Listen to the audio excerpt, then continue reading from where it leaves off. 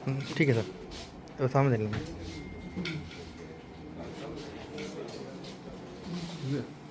नहीं।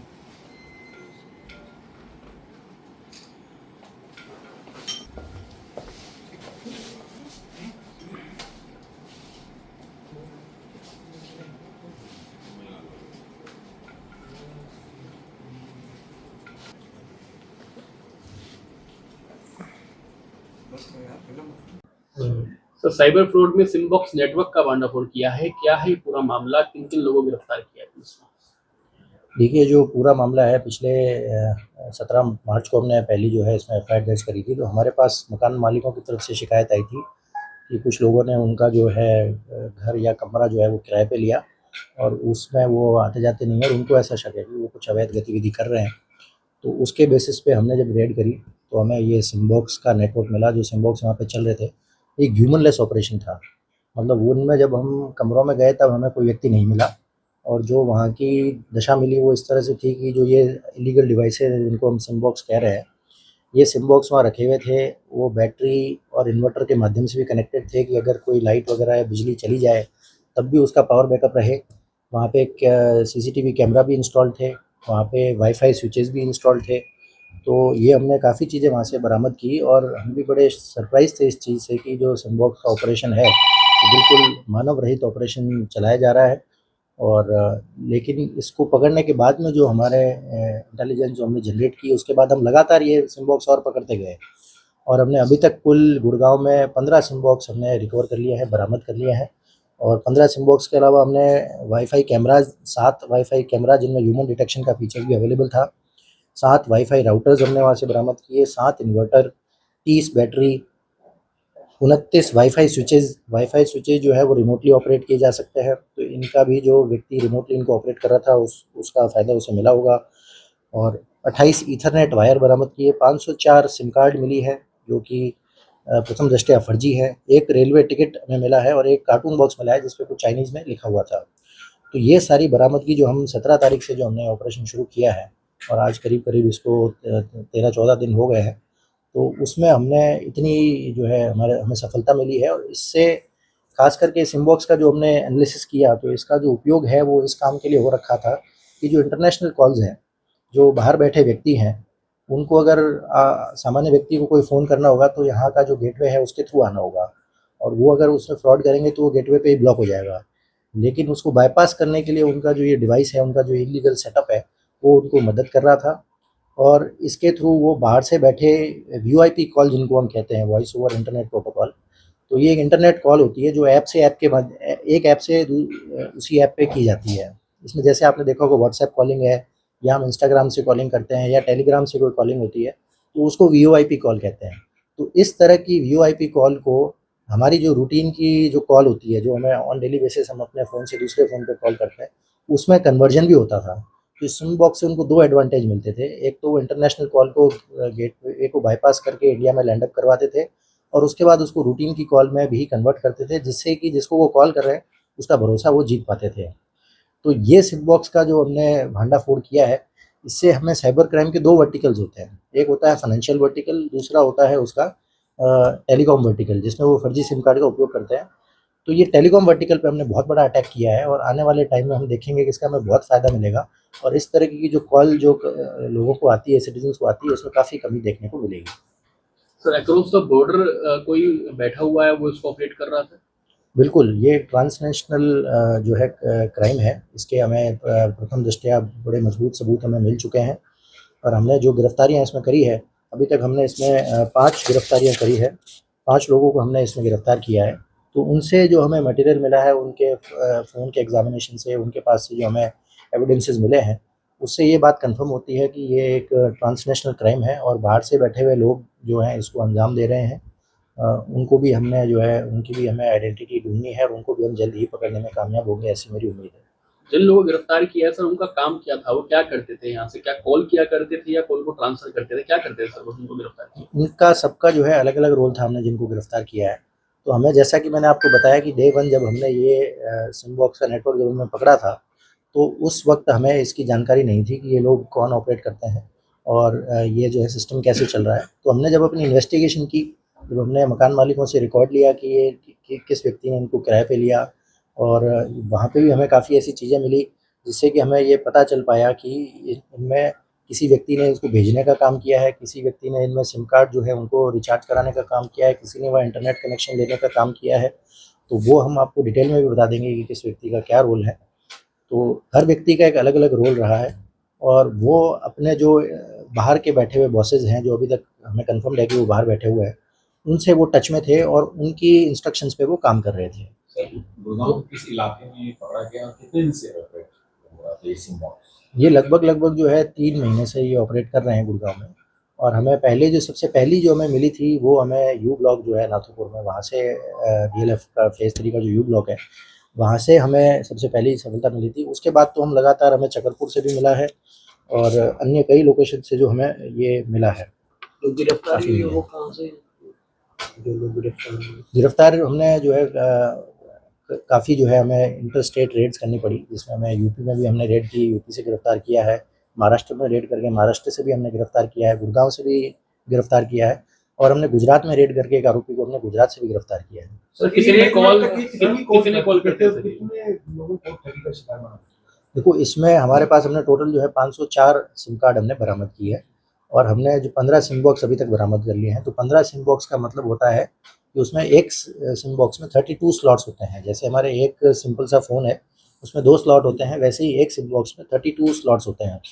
तो हमारे पास में जो अभी हम फिजिकल रेट्स इतनी ज़्यादा कर रहे हैं कि ये जो टेक्निकल डेटा है उसके एनालिसिस भी चल रहा है बैकएंड में, और उसको भी हम जल्दी कंप्लीट करके आपको ये फिगर दे देंगे। लेकिन हम आपको मोटा-मोटा बता देते हैं कि 502 हमने सिम कार्ड्स बरामद किए हैं, और आप 15 मल्टीप्लाइड बाय 32 कर लीजिए, इतने हमने टोटल जो स्लॉट्स हैं उनको हमने बरामद कर लिया। तो उनका डेटा अभी हम अपने बैकएंड पे रन करेंगे, और आपको ये फिगर हम 1-2 दिन में दे देंगे कि टोटल कितनी फ्रॉड कॉल जो है उन्होंने जनरेट की है। सर क्या डिजिटल अरेस्ट का डर दिखाते थे लोगों को? क्या डर दिखाते थे? क्या किस डर दिखाकर ठगी किया करते थे? ये क्या अभी पता लग पाया? हाँ, बिल्कुल, हमने ये जो है प्रथम दृष्टया इसका एग्जामिनेशन किया है, कुछ सैंपल जो हैं कॉल्स हमने वो देखी है, तो इससे ये बात कंफर्म हो चुकी है। और इसके साथ-साथ जो यहाँ से इन नंबर जो हमने ये बरामद किए हैं, इन नंबर से जो कॉल गई हैं, जब हमने उनके पैटर्न को स्टडी किया है, और उनके जो नंबर्स हैं जो कि बी पार्टी है, जो जिसको इनकमिंग कॉल आई है, तो उनके नंबर को भी हमने देखा है हमारे पोर्टल पे, तो हमें वहाँ पे शिकायतें मिली है, क्योंकि डिजिटल अरेस्ट की शिकायतें थी।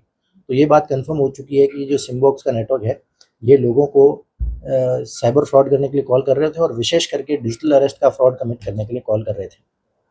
लोगों से क्या अपील करना चाहेंगे सर? मैं लोगों से जो है सबसे बड़ी अपील मैं ये करना चाहूँगा कि आपके पास जब भी कोई कॉल आती है, अननोन नंबर से आपको कॉल आती है, तो आप उसको जब उठाते हैं तो उसकी बात पे भरोसा ना करें। वो आपको किसी भी प्रकार का डर दिखा सकता है, किसी भी प्रकार का लालच दिखा सकता है। डर में आपको ये कह सकता है कि आपका बिजली का कनेक्शन बंद हो जाएगा। डर में आपको ये कह सकता है कि पार्सल पकड़ा गया है जिसमें कोई नारकोटिक्स का माल मिला है। आपको ये कह सकता है कि आपका नंबर किसी आतंकवादी गतिविधियों में जाँच में सामने आया है। वो कोई भी डर दिखा सकता है। लेकिन जब तक आपको अंदर से पता है कि आपने कुछ गलत किया नहीं है, तो आपको डरने की बिल्कुल भी आवश्यकता नहीं है। और पुलिस कभी भी इस तरीके से कॉल करके अपराधी को नहीं बताती है कि आपने जो है फलाना अपराध किया, वो जाके उनको सीधा फिजिकली पकड़ लेती है। डिजिटल अरेस्ट का ना तो कानून में कोई प्रावधान है, ना जो सही पुलिस होती है वो इस तरह का कोई कार्य करती है।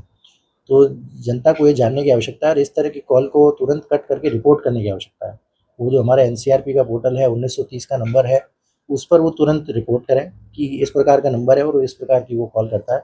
तो ये पूरे, और भी अगर वो किसी के साथ कोशिश करेंगे तो ये रोकी जा सकती हैं, ये कॉल को प्रिवेंट किया जा सकता है। ये भी हमने इन जो नंबर हमने पकड़े उनके भी पैटर्न में देखा है कि 1-2 दिन में ये सिम कार्ड्स ब्लॉक हो जाती हैं। इसका मतलब किसी न किसी ने रिपोर्ट किया है, किसी न किसी ने ये सहायता करी है सरकार की, उसी की वजह से ये सिम कार्ड्स 1-2 दिन में ब्लॉक हो पा रही हैं। तो लगभग सर एक सिम बॉक्स में 32 सिम कार्ड इस्तेमाल हो रहे थे। 32 सिम कार्ड एक टाइम पे इस्तेमाल हो सकते हैं। कितने हुए हैं वो अभी जो है इन्वेस्टिगेशन का विषय है। ओटीपी या बैंकिंग फ्रॉड, बैंकिंग उससे भी जुड़ा हुआ नहीं, ये बिल्कुल भी जो है बैंकिंग से जुड़ा हुआ नहीं है, कॉलिंग इंफ्रास्ट्रक्चर है, जो कि एक विक्टिम को जो कॉल किया जाता है, क्योंकि कोई भी अगर फ्रॉड कमिट करना है तो सबसे पहले आपको विक्टिम से बात करनी पड़ेगी, और उसके बाद में उसे कोई डर या लालच दिखाना पड़ेगा। तो वो बात करने के लिए, और बात करने में जो क्रिमिनल है वो चाहेगा कि उसकी एनोनिमिटी मेंटेन रहे, उसके बारे में ना पता चल पाए पुलिस को कभी भी।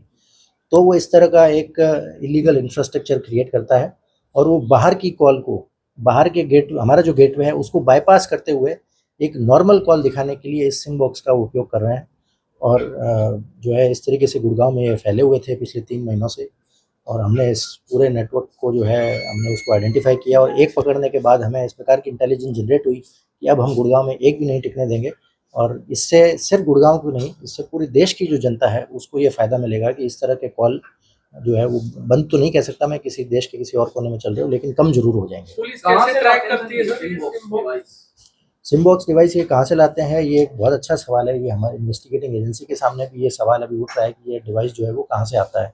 तो हमने जो अभी व्यक्ति पकड़े हैं वो सिर्फ इसकी लॉजिस्टिक्स में इन्वॉल्व हैं, मतलब इस डिवाइस को एक जगह से दूसरी जगह ले जाने के लिए, उसको इंस्टॉल करने के लिए, उस चीज़ में इन्वॉल्व है। अभी ये इस एक्टिविटी के बारे में वही बता पाएगा जिसने ये सिम बॉक्स जो है इंडिया में वो लेके आया है, कि वो कहाँ से लेके आया, किस तरीके से उसने प्रोक्योर किया है। जब हम उस व्यक्ति को हम गिरफ्तार कर लेंगे तब भी हम आपसे इसी तरह से बात करेंगे और आपको ज़रूर बताएंगे कि वो उस व्यक्ति ने हमें क्या बताया है। विदेश से आया सर ये शुरुआती जांच में सामने है कि विदेश से ही आया है ये सिम बॉक्स।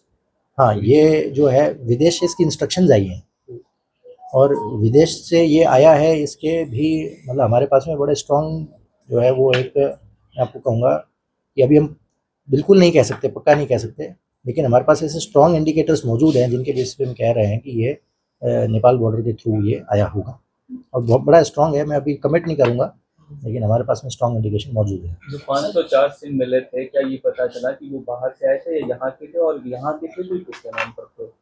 हाँ, ये जो मैं पहले बता रहा था 504 सिम कार्ड है, इसके हमारे पास आइडेंटिफायर्स मौजूद नहीं है। आइडेंटिफायर जो हम कहते हैं वो कहते हैं कि जैसे आपके सिम का नंबर हो गया, तो वो एक सिम का आइडेंटिफायर है।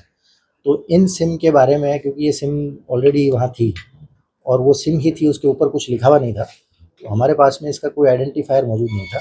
इन 500 अब हमने वो डिटेल जो है टेलीकॉम कंपनियाँ जो हैं उनसे ले ली है, और हमने इनका जो है वो सारे सिम नंबर्स भी हमने कलेक्ट कर लिए कि क्या-क्या नंबर थे। तो इंडिया के ही नंबर हैं सारे के सारे, कोई भी नंबर बाहर का नहीं है, लेकिन ये फर्जी सिम है। सर इसी बॉक्स से किस तरह का खतरा है और देश के लोगों को किस तरह से इस चीज से बचा जा सकता है, ये बताएं।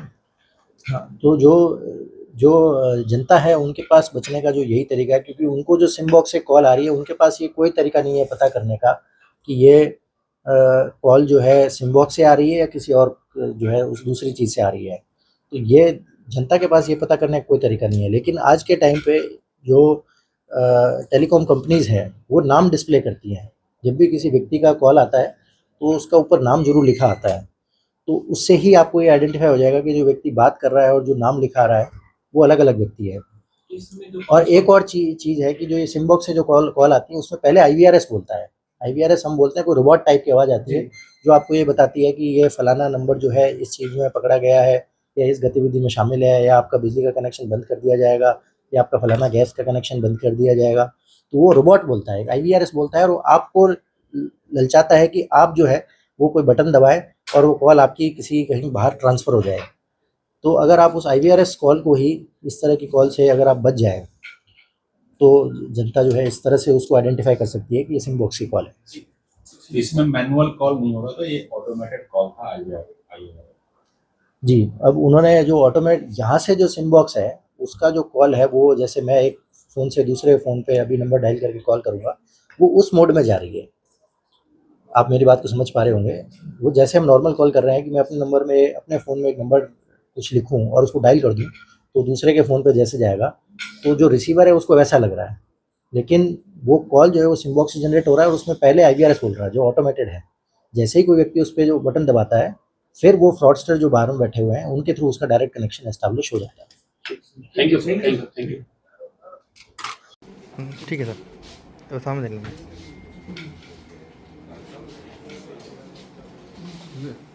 नहीं।